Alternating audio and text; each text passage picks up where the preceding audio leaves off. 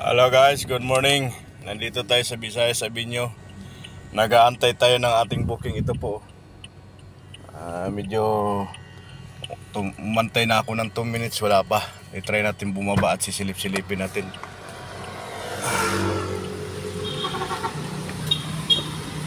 Tut. Ayan o.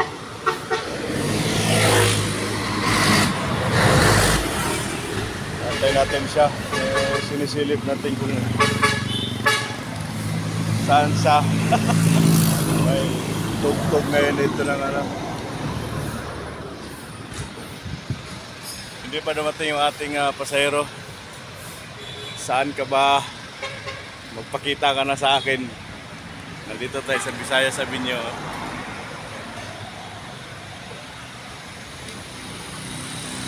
Dito na ako sa point location niya eh.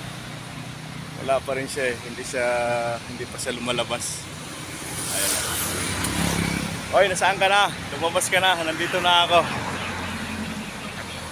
Antay na kita rito. Ika-cancel kita. Bahala ka. So guys, papasok na ulit tayo sa sakyan at wala pa. Saan ba itong pasahero ko na to?